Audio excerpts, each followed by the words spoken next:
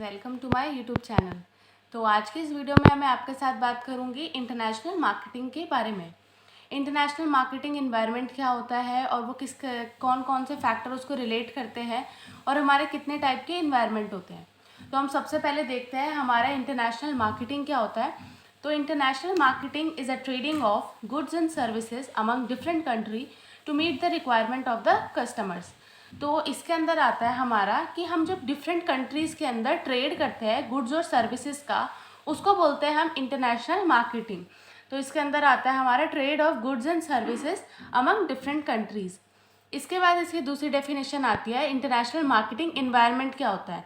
तो अब international marketing environment क्या होता है, is a set of controllable internal factors and uncontrollable external factor forces that affect international marketing। तो international marketing environment के अंदर आता है दो फैक्टर होते हैं हमारे, जिसको हम फर्स्ट बोलते हैं कंट्रोलेबल, जिसको हम कंट्रोल कर सकते हैं, जो हमारी कंपनी है वो खुद कंट्रोल कर सकती है, और दूसरा होता है हमारा अनकंट्रोलेबल, जिसको कंट्रोल नहीं किया जा सकता। तो इसके अंदर हमारे दो फैक्टर्स आते हैं जो अफेक्ट करते हैं हमारे इंटरनेशनल मार्केटिंग को। International marketing mix is prepared in light of this environment. तो इन दोनों से मिलकर हमारा क्या बनता है, इंटरनेशनल मार्केटिंग एनवायरनमेंट। अब इंटरनेशनल मार्केटिंग एनवायरनमेंट जो होता है ना हमारा, वो टू टाइप्स का होता है। First one is internal environment and second one is external environment. अब जो हमारा इंटरनल एनवायरनमेंट होता है ना, उसके अंदर क्या होता है, जो कंपनी से रिलेट करता है, मतलब ये कंपनी के हाथों में होता है, कंपनी इसको चाहे तो चेंज भी कर सकती है, कंट्रोलेबल इन नेचर है, इसको कंपनी जो है वो कंट्रोल कर सकती है। पर जो हमारा एक्सटर्नल एनवायरनमेंट होता है वो अनकंट्रोलेबल होता है, उसको चेंज नहीं किया जा सकता, और ये हमारा मार्केट रिलेटेड फोर्स होती है। तो अब एक्सटर्नल में हमारा क्या क्या आता है, human resource, leadership management, financial resource, capacity utilisation, marketing mix, research and development and raw material. अब जो हमारा अनकंट्रोलेबल होता है वो भी टू टाइप्स का होता है। First one is macro environment and second one is micro. तो माइक्रो और मैक्रो ये हमारे दो टाइप के होते हैं। माइक्रो में आता है हमारा जैसे कि सप्लायर्स हो गया, कस्टमर्स हो गया, मार्केटिंग इंटरमीडियरी हो गया, कॉम्पिटिटर, पब्लिक। और मैक्रो में आता है हमारा सोशल और cultural environment, political environment, legal environment, technological environment, competitive environment, economic environment. तो अब हम इनके बारे में आगे पढ़ते हैं। तो सबसे पहला आता है हमारा एक्सटर्नल एनवायरनमेंट कंपोनेंट्स। तो एक्सटर्नल एनवायरनमेंट वही होता है जिसको कंपनी क्या होती है, कंपनी रिलेट करती है, जो कंट्रोलेबल इन नेचर होता है। तो इसके अंदर हमने सबसे पहले देखा है human resource. Whether you run a business on big और small scale along with a good idea and a good quality product, you need a great team behind the business making operation run smoothly and taking care of the day-to-day work. Important part of that team is the human resource department. जो human resource होता है ना, उसके अंदर सबसे बड़ा role play कौन करता है, ह्यूमन रिसोर्स डिपार्टमेंट। क्योंकि ह्यूमन रिसोर्स डिपार्टमेंट से क्या होता है, जब हमें फर्दर हमें क्या करना होता है, किसी का एम्प्लॉय को अगर हमें सिलेक्ट करना है तो उसको क्या होगा, रिक्रूटमेंट, सिलेक्शन, तो ये सभी प्रोसेस कौन करता है, ह्यूमन रिसोर्स डिपार्टमेंट। तो ह्यूमन रिसोर्स डिपार्टमेंट किसी भी कंपनी का एक मेन इंपॉर्टेंट रोल जो है वो प्ले करता है। अभी क्या क्या काम करता है, taking care of other employees, जो दूसरे एम्प्लॉयज़ होते हैं उनका देख रेख करता है, वो किस तरीके से काम कर रहे हैं, वो क्या वर्किंग आवर्स में काम कर भी रहे हैं या नहीं कर रहे, तो उन सब चीज़ों को ह्यूमन रिसोर्स देखता है। क्रिएट प्रोडक्टिव इन्वायरमेंट, वो एक प्रोडक्टिव इन्वायरमेंट को क्रिएट करता है कि ज़्यादा से ज़्यादा एम्प्लॉय काम के अंदर ही अपने टाइम को लगाए। Qualify to take decision and framing policy, ये जो हमारा ह्यूमन रिसोर्स डिपार्टमेंट होता है यही डिसीजंस लेता है आगे कंपनी के लिए, और पॉलिसीज़ को भी यही फ्रेम करता है। इसके बाद आता है फाइनेंशियल रिसोर्स। फाइनेंशियल रिसोर्स जो होता है वो किसी भी कंपनी के लिए बहुत ही इंपॉर्टेंट रोल प्ले करता है, क्योंकि अगर आपके पास सफिशिएंट फंड होगा तभी आप अपने बिजनेस को आगे रन कर पाओगे। If the business does not have sufficient fund, it will struggle to operate and it turn to be unable to generate profit. To survive in foreign market, there must be adequate fund for production, advertisement, promotion, daily day-to-day expenses. इसके अंदर आता है हमारा financial expenses में आता है हमारा business को, किसी भी बिजनेस को चलाने के लिए हमारे पास एक सफिशिएंट फंड होना चाहिए जिससे हम अपने बिजनेस को आगे ऑपरेट कर पाए या फिर हम फ्यूचर में प्रॉफिट को जनरेट कर पाए। तो उसके लिए हमारे पास आज के टाइम पर हमारे पास सफिशिएंट फंड होना चाहिए। और अगर आप फॉरेन मार्केट के बारे में बात कर रहे हो, फॉरेन मार्केट में आप किस तरीके से सर्वाइव कर पाओगे, तो उसके लिए भी आपके पास एक एडिक्वेट फंड होना चाहिए जिससे कि आप प्रोडक्शन कर पाओ, एडवर्टीजमेंट कर पाओ, प्रमोशन कर पाओ या डे टू डे एक्सपेंसेस के लिए। तो आपके पास फाइनेंशियल रिसोर्सेज अच्छा होना चाहिए। इसके बाद आता है capacity utilisation. Meant by the capacity of machine is maximum production by that machine. If management is good then they can use machine in the best way of produce maximum. तो इसके अंदर क्या होता है, जो भी हमारी मशीनरी है ना उसकी हमें इतने अच्छे से देख रेख करनी है कि जिससे हम मैक्सिमम प्रोडक्शन को बना पाए, तो हम मैक्सिमम प्रोड्यूस कर पाए। हमारे जो मैनेजमेंट है ना, कंपनी की मैनेजमेंट को इतना अच्छा होना चाहिए कि वो उस मशीन का बेस्ट वे में उसका यूटिलाइजेशन कर पाए। बेस्ट वे यूटिलाइजेशन होना चाहिए मशीनरी का जिससे वो प्रोड्यूस करे मैक्सिमम प्रॉफिट। इसके बाद हमारा फोर्थ आता है मार्केटिंग मिक्स। मार्केटिंग मिक्स के अंदर आता है company success depend if it obtain optimum marketing mix. तो जो कंपनी की जो सक्सेस होगी ना वो किस पे डिपेंड करती है कि वो कितना ऑप्टिमम मार्केटिंग मिक्स को कितना यूटिलाइज कर पा रही है। तो रॉबर्ट ने क्या कहा था, रॉबर्ट ने बोला था कि मार्केटिंग मिक्स के लिए हमेशा हमें 4 P's और 4 C's इन दोनों को ध्यान में रख के ही हम अपनी मार्केटिंग मिक्स को कर सकते हैं। तो 4 P और 4 C's ये दोनों ही बहुत इंपॉर्टेंट है हमारे इंटरनेशनल मार्केटिंग के अंदर। अब 4 P's क्या कहता है, प्रोडक्ट। प्रोडक्ट के अंदर आता है कि कस्टमर नीड। प्रोडक्ट हमें ऐसा बनाना चाहिए जो कस्टमर की नीड को फुलफिल करे। हमारा प्रोडक्ट इतना अच्छा होना चाहिए कि कस्टमर को जो चाहिए वो उसको उसी प्रोडक्ट के अंदर सब चीज़ें अवेल हो जाए। फिर होता है प्राइस। अब प्रोडक्ट तो हमने बना लिया, उसकी प्राइसिंग भी ऐसी होनी चाहिए कि वो कस्टमर की कॉस्ट के अंदर आ जाए, कस्टमर की पॉकेट के अंदर वो आ जाए, उसके पास जितने पैसे अवेलेबल हो वो उतने में उस प्रोडक्ट को परचेज कर पाए। इसके बाद आता है हमारा प्लेस।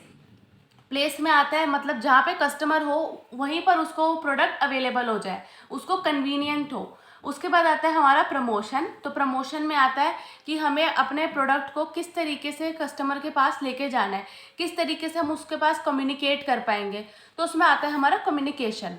अब आता है हमारा research and development. Research about foreign market in which company will launch its product. R&D is important for business because it provides powerful knowledge and insight lead to improvement to existing process where efficiency can be increased and cost reduced. Research about consumer need and requirement to after product. अब research and development का क्या मतलब होता है कि हमें जिस market के अंदर काम करना है तो हम उसकी पहले से रिसर्च कर लेंगे कि हमें किसके अंदर काम करना है, तो वो आगे उसके लिए वो बेनिफिशियल होगा। तो इसमें हमें एक नॉलेज प्रोवाइड करता है। अगर हम किसी चीज़ की पहले से ही रिसर्च कर लेते हैं तो उससे हमें एक नॉलेज मिलती है लीड टू इम्प्रूवमेंट, जिससे कि जो हमारा एग्जिस्टिंग प्रोसेस है ना उसके अंदर हम इम्प्रूवमेंट ला के उसको फर्दर उसका यूज़ कर सकें। और रिसर्च से हमारी जो कंज्यूमर की नीड है उसको हम किस तरीके से फुलफ़िल करेंगे, उसके रिक्वायरमेंट को किस तरीके से फुलफ़िल करेंगे, तो वो आता है हमारा रिसर्च के अंदर। अब आता है हमारा रॉ मटेरियल। रॉ मटेरियल के अंदर आता है availability of raw material, price of raw material, custom duty और taxes on import of raw material. अब अवेबिलिटी ऑफ रॉ मटेरियल, जो हमारा रॉ मटेरियल है ना वो सबके पास अवेलेबल होना चाहिए। प्राइस ऑफ रॉ मटेरियल, उसका जो प्राइस है वो ऐसा होना चाहिए जिससे कि कस्टमर जो है वो हमारा आराम से उसे ले पाए। कस्टम ड्यूटी और टैक्सेस उस पर कितना लगाया जा रहा है तो उसका भी हम उन सब चीज़ों में ध्यान रखेंगे। तो ये आता है हमारे रॉ मटेरियल के अंदर। फिर उसके बाद आता है हमारा एक्सटर्नल इन्वायरमेंट। एक्सटर्नल इन्वायरमेंट में आता है, ये हमारा रिलेट करता है मार्केट से। मार्केट रिलेटेड फैक्टर होते हैं इसके अंदर हमारे। Customer environment refer two factor outside the firm, जो भी फर्म से बाहर है, मतलब जो अनकंट्रोलेबल है, जिसको फर्म कंट्रोल नहीं कर सकती, उसको बोलेंगे हम एक्सटर्नल एनवायरनमेंट। इसके अंदर आता है हमारा मार्केट रिलेटेड फैक्टर। अब ये कंट्रोलेबल अनकंट्रोलेबल इन नेचर है। Further it divided into 2 part, जैसे कि अभी हमने आगे चार्ट में देखा था कि इसके 2 पार्ट होते हैं। First one is micro and second one is macro. तो इन दोनों पार्ट्स के बारे में अब हम पढ़ते हैं। तो मैक्रो एनवायरनमेंट के अंदर क्या आता है, macro environment is made of individual and organisation that are close to company and directly impact the customer experience. तो जो मैक्रो एनवायरनमेंट होता है ना, ये सिर्फ किससे बनता है, ये हमारे इंडिविजुअल से बनता है और साथ में ये ऑर्गेनाइजेशन से बनता है। तो इन दोनों का मेल जो होता है उसको क्या बोलते हैं हम, माइक्रो एनवायरनमेंट। अब इसके अंदर हमारा क्या क्या आता है, तो इसमें हमारा सबसे पहले आता है सप्लायर्स। अब सप्लायर्स में आएगा marketing manager must check supply availability of right raw material of good quality adequate price so that production doesn't stop.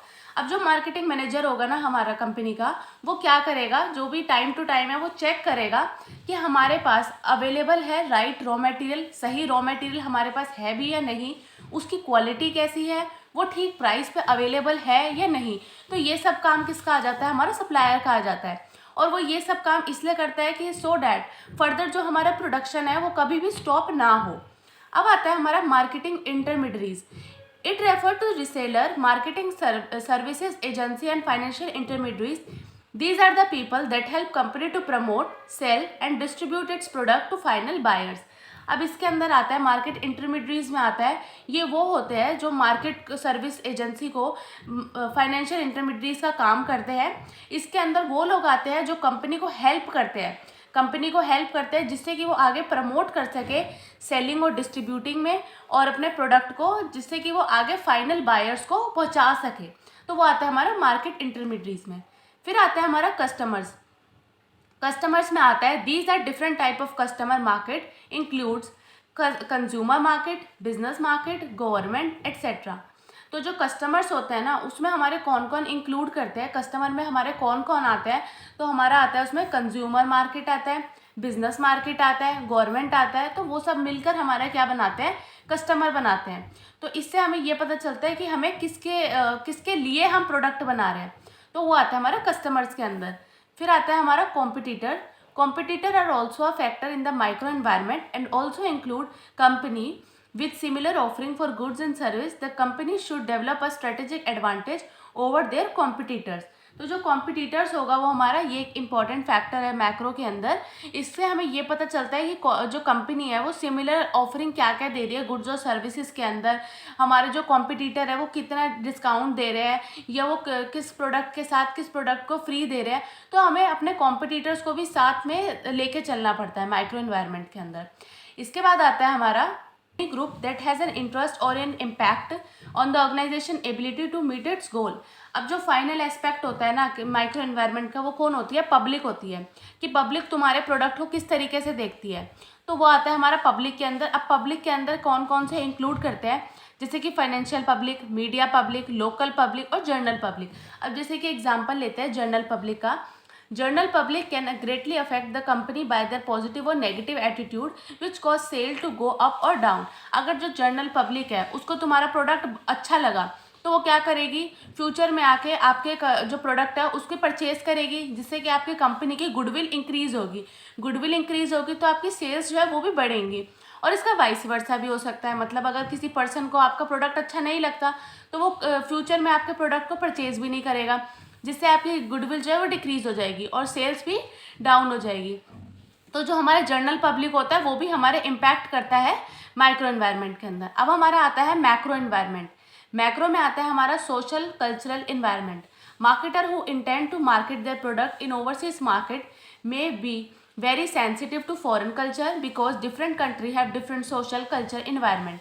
अब जो सोशल कल्चर एनवायरनमेंट होता है ना वो डिफ़र करता है, किसी कंट्री के अंदर तो कुछ सोशल एनवायरनमेंट होता है और किसी कंट्री के अंदर कुछ, तो ये डिफरेंट होता है हर कंट्रीज़ के अंदर, तो ये डिफ़र करता है। अब ये डिफ़र किन किन चीज़ों पे करता है उनके बारे में हम बात करते हैं। तो पहला आता है हमारा language difference cause many problem for marketer in designing, advertising and product labelling. तो इसमें जो लैंग्वेज होती है वो डिफरेंट होती है।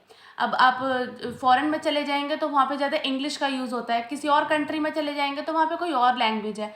तो लैंग्वेज जो है वो डिफरेंट कंट्रीज़ में डिफरेंट होती है। फिर आता है हमारा colours also have different meaning in different countries. तो जो कलर है वो भी एक डिफरेंट मीनिंग या डिफरेंट कल्चर को बताता है। अब जैसे पर्पल है, purple is not acceptable in Hispanic nation because it is associated with death. अब किसी कंट्री में पर्पल जो है कलर उसको एक डेथ सिंबल या डेथ से रिलेटेड माना जाता है, या ब्लैक कलर हो गया उसको एक डेथ से रिलेटेड माना जाता है। तो ये जो है वो कंट्री टू कंट्री डिफर करता है। फिर आता है हमारा values. Individual values arise from his or her moral or religious belief and are learn through experience. अब जो वैल्यूज़ होती है वो भी एक रोल प्ले करती है। इंडिविजुअल की वैल्यू होती है जैसे कि उसके मोरल हो गए, रिलीजियस बिलीफ हो गया, तो ये भी जो होता है वो हमारा अफेक्ट करता है। फिर आता है हमारा business norm. The norms of conducting business also vary from one country to another. तो बिजनेस नॉर्म्स होता है वो भी कंट्री टू कंट्री डिफर करता है। इसके बाद आता है हमारा पॉलिटिकल एनवायरनमेंट। पॉलिटिकल एनवायरनमेंट में आता है, political environment of abroad is quite different from India nation. जो पॉलिटिकल एनवायरनमेंट होता है ना अब्रॉड का, वो डिफरेंट है किससे, हमारे इंडिया नेशन से। अब वो किन किन चीज़ों पे है, तो देखो जैसे पॉलिटिकल स्टेबिलिटी हो गया, पॉलिटिकल स्टेबिलिटी वो है, वो डिफरेंट है किसी कंट्री में कोई और वो है पॉलिटिकल नेशन, तो ये डिफर करता है। मॉनेटरी सर्कमस्टांसिस में आता है, exchange rate of currency decide the value of currency in other nation, these rate fluctuate widely and often, these creating high risk for exporter and importer. अब जैसे हमने किसी और कंट्री के अंदर ट्रेड करा, तो उससे क्या होगा, हमें उस कंट्री की जो वहाँ की करेंसी होगी हमें वो मिलेगी। तो जब हम अपने नेशन में आएंगे, सबसे पहले हम उसको चेंज करवाएंगे, जो हमने करेंसी लेकर आया, तो वो जो उसका रेट है वो फ्लक्चुएट करता है। किसी कंट्री में उसका कुछ और रेट है, बट हम अपनी कंट्री में लेकर आए तो वो उसका रेट जो है फ्लक्चुएशन आ जाती है। तो वो भी हमारा एक हाई रिस्क फैक्टर होता है पॉलिटिकल इन्वायरमेंट के अंदर। फिर आता है tariff and non tariff barrier. Most nation encourage free trade by inviting firm to invest and conduct business there, while some nation put restriction on trade. कुछ जो countries है वो कुछ कंट्रीज के ऊपर क्या करती है, रिस्ट्रिक्शंस लगा देती है कि हमें इसके साथ ट्रेड नहीं करना है। तो वो आता है हमारे टैरिफ और नॉन टैरिफ बैरियर्स के अंदर। फिर आता है हमारा legal environment. Business are affected by legal environment of country in many ways. Legal environment are not just based on different law and regulation. These are also defined by the factors like rules of law, litigation system, labor laws. अब legal environment में क्या आता है, जैसे कि वहाँ उस country के अंदर कौन सा रूल को फॉलो किया जाता है, उसके लिटिगेशन सिस्टम क्या है, लेबर लॉज क्या चल रही है वहाँ पर, तो ये सब आता है हमारे लीगल एनवायरनमेंट के अंदर। फिर आता है हमारा economic environment. Important to analyse to identify right marketing opportunity for the enterprise. It consist, तो जो हमारा इकोनॉमिक एनवायरनमेंट होता है उसके अंदर कौन कौन सी चीज़ें आती है, मार्केटिंग अपॉर्चुनिटीज़ को देखते हैं हम इसके अंदर, जैसे कि उस कंट्री की क्या नेशनल इनकम कितनी है, इंडस्ट्रियल स्ट्रक्चर क्या है, रेट ऑफ इकोनॉमिक ग्रोथ कैसी है, जीडीपी क्या है, बीओपी क्या है, उसकी पर कैपिटा इनकम क्या है। तो ये सब चीज़ें इकोनॉमिक एनवायरनमेंट के अंदर वो देखी जाती है। फिर आता है हमारा competitive environment. To plan effectively international marketing strategy, marketer must analyse nature of competition, उसको किसके साथ कंपटीशन करना है, उसका क्या नेचर है। कॉम्पिटेटिव सिचुएशन को देखता है। प्लेयर्स इन कंपटीशन, किसके साथ वो कंपटीशन में है वो उसको देखता है। और कंपटीशन रेगुलेशन, तो इसमें सारा कंपटीशन एनवायरनमेंट में हमारा ये सब आ जाता है। इसके बाद हमारा लास्ट 6 पॉइंट आता है टेक्नोलॉजिकल एनवायरनमेंट। टेक्नोलॉजिकल एनवायरनमेंट में हमारा आता है technology know how's impact all spheres of international market operation including production. तो अब इसके अंदर क्या क्या इंक्लूड करता है, production, information system, marketing etcetera.